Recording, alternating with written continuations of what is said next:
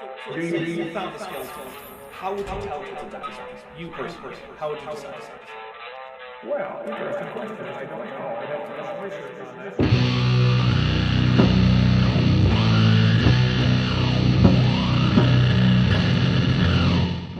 Hey there YouTube, the Dapper Dinosaur here. Today we're taking a quick look at part of a live stream that Team Standing for Truth did with Dr. Jonathan Sarfati. Thankfully for me, Standing decided to clip some 10 minutes of it and upload it as a separate video, saving me from having to sift through hours of drivel in order to find something worth responding to. So on the one hand, thanks SFT, you made this a bit easier. On the other hand, well, I'm rather annoyed. You see, in the wake of my so-called debate with Mr. Batman, I was sent a screen grab of SFT claiming in a live chat that he thought I was correct that birds were dinosaurs, taxonomically speaking. I don't have that screen grab, unfortunately, but I was not the only one who saw it, as is evidenced by this conversation between Gutsick Gibbon and SFT. So, I was rather shocked to find that in this video, SFT decided to simply pretend he'd never said that, nor had he heard my opening statement at that debate. As you'll see, Sarfati here says things that I know SFT simply knows is bull, and he makes no attempt to question or give pushback on things he thinks helps his case, but which he knows are wrong. And that is deeply dishonest. So I'm calling you out, SFT. Fix your You are associating with known academic frauds. This is borderline academic fraud. You are associating with people who have issued what can easily be seen as veiled death threats. Let me spell this out to you. You are being dragged down not only by your own behavior, but by your continued uncritical association with people who are deeply disturbed and disturbing, and who make you look worse than I suspect you are. You need to clean house, then do an internal audit to see if you can come at these discussions with at least the illusion of intellectual integrity. You may have noticed that fewer people on the side of science are willing to show up to your events. There's a reason for that. Your behavior and that of your associates in the brain trusts is disgusting. As is that of your guest Sarfati, who, as we will see, knows nothing about what he is talking about. Anyway, let's see what nonsense a chemist has to spew at us about dinosaurs. I find a lot of times there are the different camps within the evolutionary community are arguing against each other. And I've noticed you point that out in your books, Dr. Sarfati, including, I think, Refuting Evolution, where you are pointing out that they're both wrong. What do you know? There's debate in science. No one denies that. That is always the case. Science proceeds by settling old questions and then asking new questions. For example, the question of common ancestry has been settled for more than a century now, with resounding affirmation of common ancestry of all life. It is now at the same level as universal gravitation, that germs cause infectious diseases, that the Earth is round, or that chemicals are made of atoms and ions. But in each case, there are unsettled questions. For example, exactly what branch of reptiles do turtles fall onto? How does gravity work at the quantum scale? How do cancers become infectious in some cases? How does the shape of the Earth interact with local variations in gravity? How can we work out a general algorithm for protein folding? These are all open questions, and when they are solved, they will present new questions. There is no worth in pointing out that scientists disagree on the fringe of a known science in an effort to discredit well-established science. It's just a dishonest rhetorical trick. And dishonesty is kind of a theme with creationism, because, as Aaron Ra has rightly said, honest, well-informed, creationist. Pick two. Although I'll add that you can also be only one. I think one example I use is, for instance, you got the origin of birds. Did it happen from the ground up the cursorial running theory of running dinosaurs evolving flight, or did it happen from gliders coming down from the tree, right? The arboreal theory? And both of them actually raise very devastating arguments to the other side. And I think both the objections are right. Both sets are right. Yeah, that's an open question in the evolution of true birds from among the Paravian dinosaurs. And just like with any proposed course of evolution, there are challenges. But pointing that out does nothing to attack the consensus that birds did in fact evolve from other dinosaurs. This is like observing some football fans arguing whether or not Von Miller should have been the Super Bowl MVP in Super Bowl 50 in 2016, and then concluding that because people might in good faith disagree on that the Denver Broncos were not in fact the winners 24-10. There you go. I too can do a sports analogy with the best of those evangelical pastors. That birds didn't evolve from dinosaurs, they didn't evolve from tree dwellers, they didn't evolve in the first place. Well, in fact, they did. And at this point, the tree dweller hypothesis is becoming stronger. For instance, we have some reason to think that some dinosaurs closest to birds had some arboreal tendencies, such as Scansoriopterigids and the Microraptorine dromaeosaurs. That doesn't discount the ground-up hypothesis, but it's a strike against it. And once more, arguing about who should have won MVP doesn't change the score. Well, it's really, really common now, Dr. Sarfati. You might have noticed it now, too. The evolutionists are just pretty much saying that birds are dinosaurs. Oh, yes. Is there any validity to the way they just kind of assert that like it's a fact? Well, this just comes down to what I would call ignorance of the law of monophily, but since I know SFT knows better, he's just setting up a dishonest softball for Sarfati to knock into a straw man. It is a tautology to say that birds evolved from dinosaurs, therefore they are dinosaurs. Evolving from a group is the same as belonging to a group. They are just different ways to say the same thing. You evolved from apes, you are an ape. All your descendants, until your bloodline dies out, hopefully in the far future, will be apes. No matter how much evolving they may or may not do. Similarly, they'll always be vertebrates. Let's define some terms in terms of phylogenetics. A taxon is simply a category of organisms that humans have identified as a group and named. A taxon can be monophyletic, paraphyletic, or polyphyletic. Generally, when scientists find out that a taxon is anything but monophyletic, they add or remove organisms such that the taxon becomes monophyletic. Or in some cases, they simply ditch the taxon. So in the long run, the only valid taxa are those that are monophyletic. So what do these terms mean? Well, monophyletic means that the taxon includes all the descendants of a single common ancestor as well as that ancestor. And since you can't change your ancestry, you by definition belong to all of the monophyletic taxa that your ancestors did. What about paraphyletic? Well, that would be all the descendants of a common ancestor except for one or more groups. For example, if Dinosauria is thought of as excluding birds, it becomes paraphyletic, because the common ancestor of Triceratops and Tyrannosaurus is the same as the common ancestor between Triceratops and an ostrich. Okay, well what about polyphyletic? Well, that just means that the supposed members of the group actually share common ancestors with more than one group that are closer than those they share with some of the other members of the group. For example, if you were to include crocodiles as dinosaurs, but not pterosaurs, that would make Dinosauria polyphyletic, because crocodiles are much more closely related to alligators than they are to, say, Velociraptor, and Velociraptor is much more closely related to Pteranodon than it is to crocodiles. So we're not including alligators or pterosaurs. Okay, so now that we know we're about to hear some nonsense from Sarfati that violates the very basics of how evolutionary biology works, let's hear him out. Well, I mean, there's a lot of differences between dinosaurs and birds. You see, if you look at the hip bone of a dinosaur, there's a hollow there. Where the three hip bones they fuse is called the acetabulum. That's where the femur goes in, articulates. And in dinosaurs, uniquely, they have a hollow thing there. Well, other creatures, it's a solid, it's shaped like a vinegar cup. It's called the acetabulum, which means little vinegar cup in Latin. You see, that's so every other thing has a solid thing there. It's a cup-shaped thing. Dinosaurs have a hole there. That's one big difference.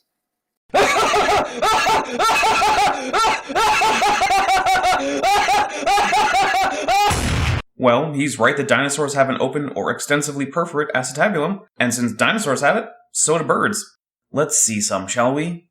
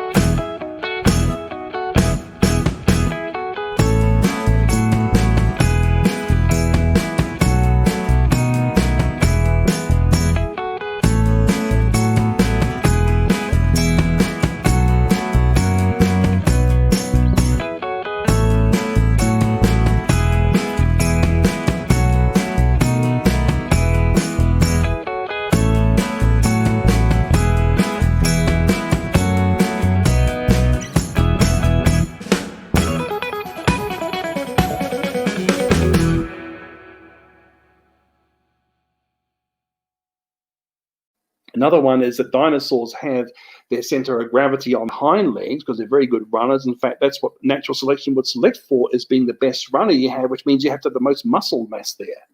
While birds have most of their muscle mass in their upper body for their flight. In fact, All theropods balance at the knees, birds included. That's why bird femurs are subhorizontal rather than near vertical, as you might see in Tyrannosaurus, because as some dinosaurs became more and more adapted for flight, they got more and more top-heavy. So they pulled their legs up at the knee and kept that balance point. But as you can see in the following clip, if you put an artificial weight on their back end, birds suddenly just start walking like an Allosaurus. So this supposed difference is just another commonality between birds and other theropods.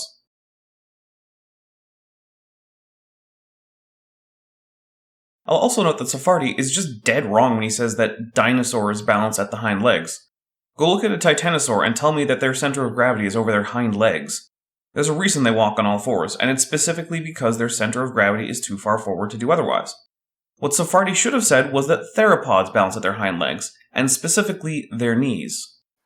So you can't go from this bottom-heavy creature to a top-heavy creature. It's a major anatomical change. It's literally just a change in the at-rest position of the femur. That's it. And then you got things like the feathers themselves. I mean, feathers are an incredibly well-designed thing. You got the barb, and you got the central shaft, and you got barbs, you got hooks and ridges that connect it to make a flight surface. I mean, the feather itself is a different thing. Okay, here are some non-bird dinosaurs with asymmetric feathers. What's the point? And of course, SFT knows better because he's seen my opening statement from the Are Birds Dinosaurs debate with Mr. Batman that includes these two slides, both of which feature animals that are not birds but have asymmetric feathers, namely Anchiornis and Microraptor. And I'll remind you that Microraptor is a dromaeosaur, the same family of dinosaurs as Deinonychus and Velociraptor. It is emphatically not a bird. And even the lung structure is different because the dinosaurs presumably had a bellows-type lung, but the birds have a flow-through type lung where the air goes in one direction, the blood vessels go in the opposite direction. It's called counter-current exchange, very efficient, but it's a very different design from what reptiles had. And how do you go from one to the other? Because the intermediate stage would have to have a hole in the lung. It's called a diaphragmatic hernia, and that would not be very good for the animal. I love that little wow that gets tossed in there from SFT. And here's why. He's seen my opening, which included this slide. He knows this is bullshit. So first, I want to ask the good, chemist, who's talking about comparative anatomy, for some reason, what kind of breathing does a reptile have? Because I don't think he knows that there is no single answer to that question. Crocodilians have a pseudo-diaphragm attached to the liver, and they use muscles attached to the liver to drive breathing in a system called a hepatic piston. But lizards and snakes simply use muscles attached to their ribs to expand the ribcage laterally. Turtles rely on muscles surrounding the lungs, as well as muscles on the floor of the lower jaw to move air into and out of the lungs.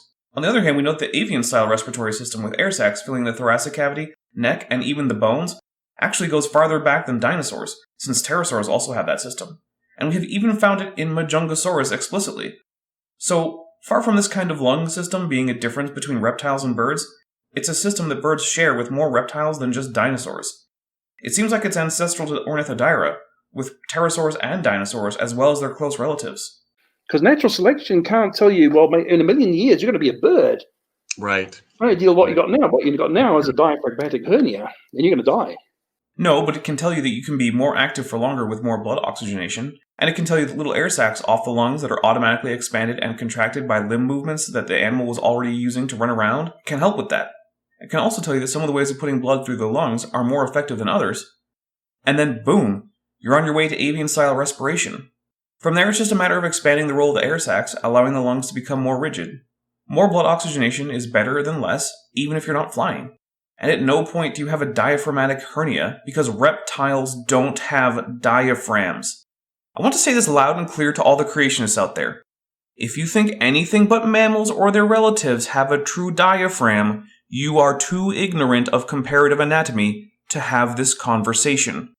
Go away, learn some anatomy, then come back. I am tired of creationists inventing diaphragms where they do not belong. You as a human are not the template for all life, or even all tetrapods. Fix yourselves, do better, be better. Yes, so there are a few things there. I mean, in fact, Joel Taylor and I are writing that dinosaur book we're talking about, and we've got 2 chapters on the dinosaur bird issue.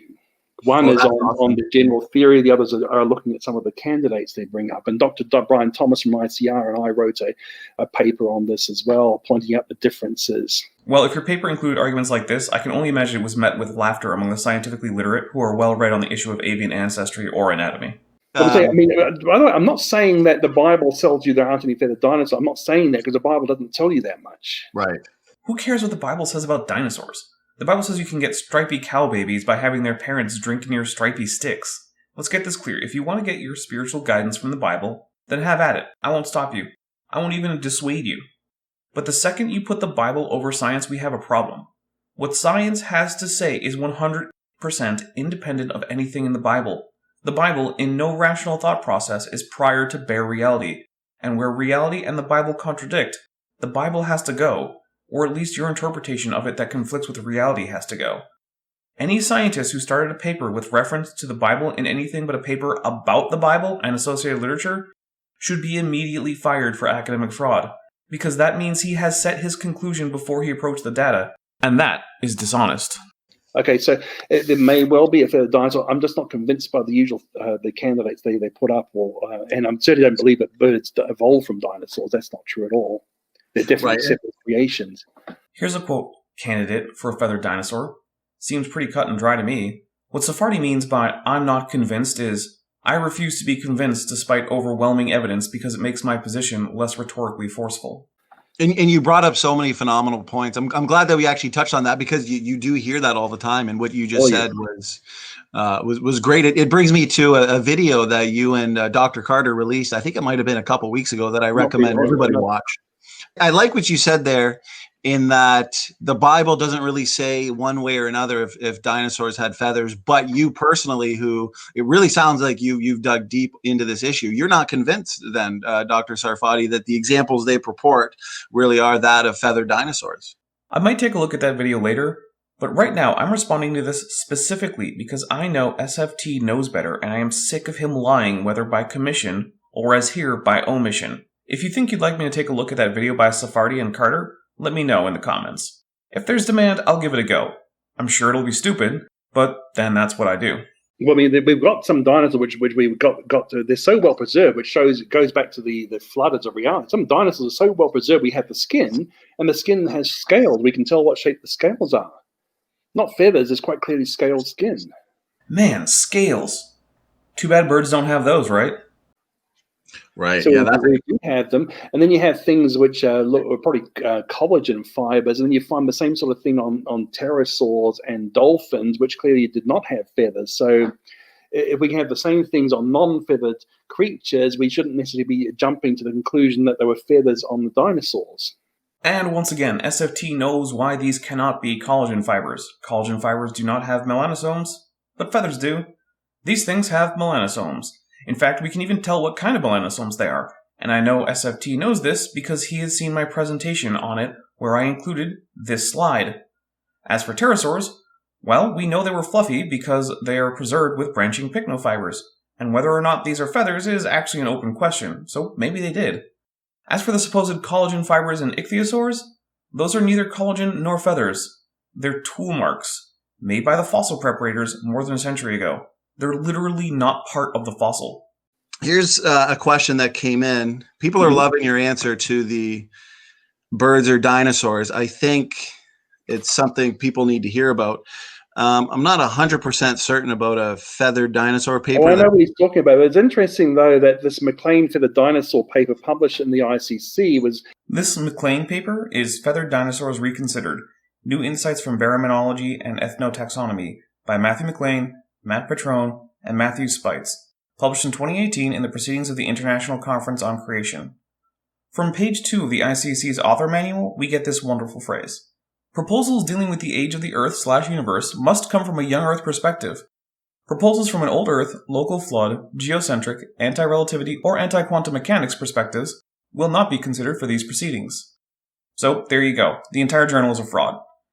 And further, all Sarfati does is whine that the paper disagrees with his, but doesn't directly address his. Of course, by Sarfati's own logic, this young Earth creationist infighting means that young Earth creationism isn't true. But of course, reaching that conclusion would require intellectual honesty, which is in short supply among people like flat earthers, anti-vaxxers, and young Earth creationists.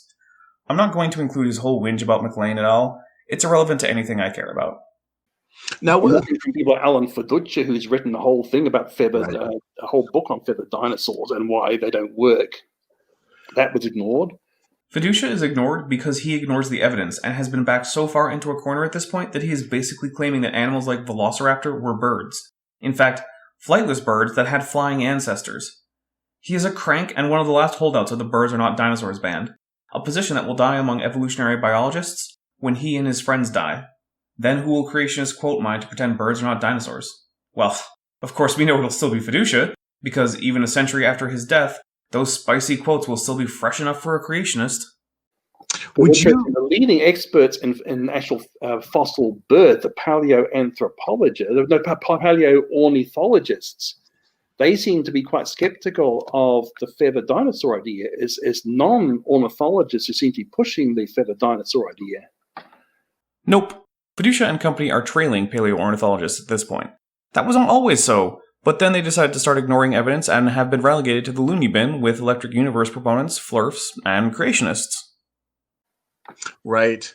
Well, because even now they're depicting, we all know Jurassic Park and the Tyrannosaurus Rex, but now you see depictions of Tyrannosaurus just as a big feathered dinosaur. It looks totally different than past interpretations. So would you say that a lot of that is inference, assumptions, and not really based on empirical science? Okay, this is something creationists do all the time. They equate scientific inference and assumption with just blind stabs in the dark. An assumption in one part of science is a conclusion from another part of science. So for example, if you're trying to calculate the impact energy of a hypothetical meteor colliding with Earth, you assume the gravitational pull of the Earth. Not because you were just guessing it, but because other parts of science have already worked it out, and there's no point in you doing those experiments and mathematics over again. An assumption in science is just the stuff you start out with in your work that you're not going to bother to justify yourself, because that work was already done, often centuries ago. Chemists aren't out there trying to demonstrate atomic theory before they get their own experiments going. Inference is when you use your own conclusions and assumptions, which again are already conclusions from prior science, to predict future data. So let's look at the feathery T-Rex idea. So assumption 1. T-Rex is a Coelurosaur. We know this from previous work on Tyrannosaurus and the wider Coelurosauria. Assumption 2. Coelurosaurs from a wide range of taxa within Coelurosauria were feathered to varying degrees. Inference. T-Rex may have had some feathers. Both assumptions are conclusions from prior work in taxonomy and paleontology. The inference is reasonable, but not known for sure. There are also reasons why T-Rex may not have had feathers, or only had them when young, or only had a few feathers. But the fact that this idea of a feathered T-Rex is based on assumption and inference is in no way a strike against it. That's called doing good science. Well, especially when I think have found some impressions of Tyrannosaurus skin. I mean, I think when the skin's quite clearly scaly, I think that's going a bit far. Right, that's a good point. No, it's not a good point, because unfortunately the skin impressions we have of T-Rex do indeed show small reticulate scales, the same kind we find on birds, but they are also from exactly the places T-Rex is least likely to have scales, that is, the thighs and underbelly. Now, there are some reports of skin from the back of the neck that are scaly, and if that turns out to be true, then T-Rex was probably not feathery at all, but all that means is that a reasonable but still tenuous hypothesis has been overturned. So the reason why maybe they're ignoring some of those arguments is because they don't have a really solid rebuttal to it then. It's quite possible, yeah. I mean, we've actually said, well, okay, how about you find a creature that has an open acetabulum, a perforate acetabulum it's called, but also has unequivocal feathers. Find that for us. I mean, we're not saying that the Bible doesn't rule those things out. We said that in our paper. I've set up with the video with Dr. Carter that you talked about. But find one. I mean, don't just say it's possible. Tell us that it actually is actual, not just possible. While I know that this is actually a challenge for his creationist opponents, here are some acetabula from animals with unequivocal feathers.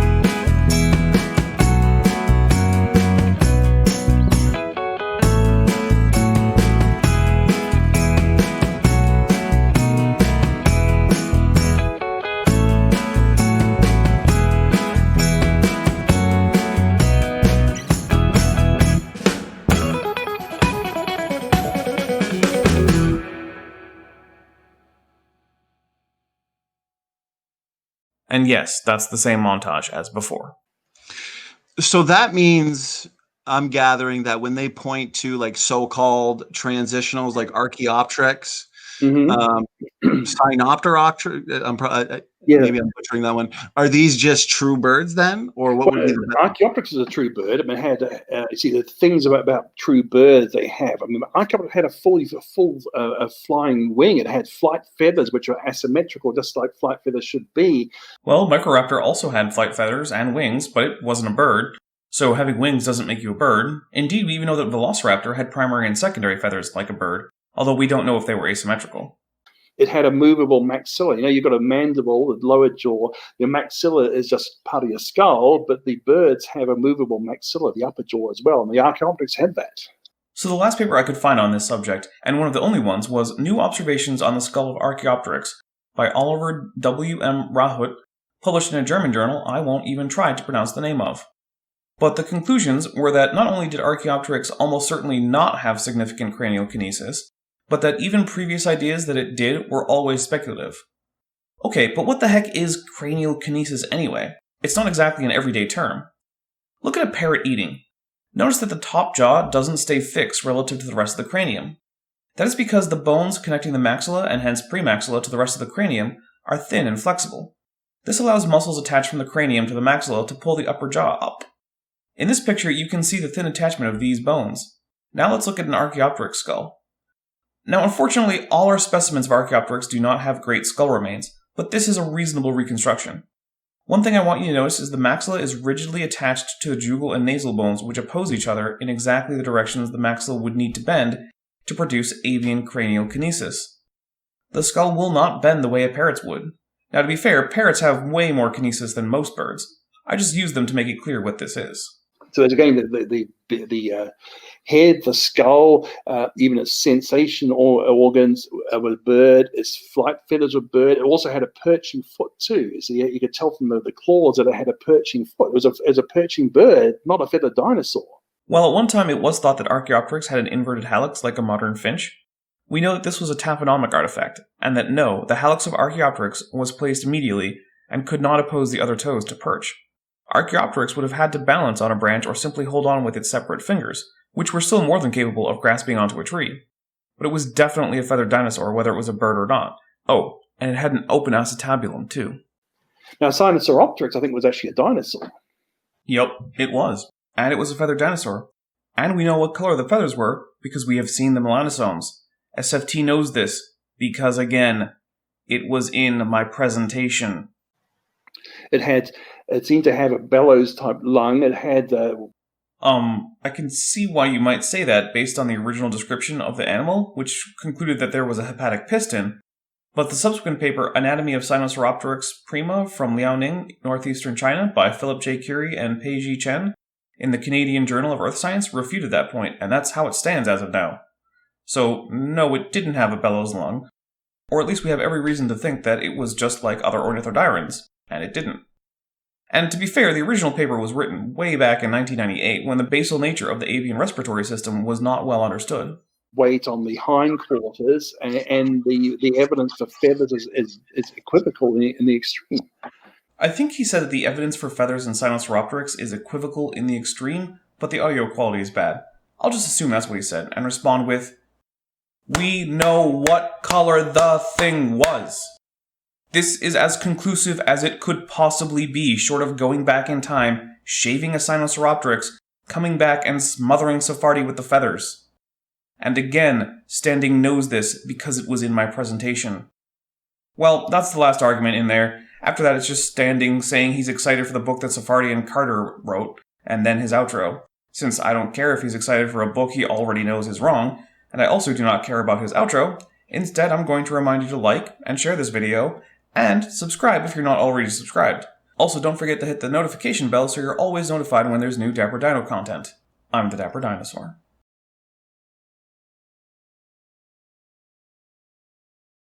Thanks for watching, but before you go, I'd like to take a second to thank my patrons and channel members, especially those pledging $20 or above: Bent Hovend, Ian Chen, Sphincter of Doom, Chris Love, Henry Hutanen, and Bob Knob. Their support helps make this channel possible, because as you may know, YouTube is a very volatile platform, and they give this channel much needed additional stability. If you'd like to join the team, a link to my Patreon page can be found in the description, and you can join with the button right below this video on YouTube. Both groups of people get access to my special patron and member-only Discord channel, links to new videos before I release them to the public, as well as a pretty direct line to me. They also often are asked to do things like vote on new video topics. If a monthly subscription isn't something that you'd like to do but you'd still like to help out the channel, I also have a Teespring store that has Dapper Dino merch, including mugs, blankets, pillowcases, shirts, all sorts of things. And if none of those things are for you, then please just remember to like this video, subscribe if you haven't already, and share the video. All of those things really do help the channel grow. Well, I'm the Dapper Dinosaur. You found the skeleton. How would you tell it's a dinosaur? You personally, how would you decide? Well, interesting question. I don't know. I'd have to research on this.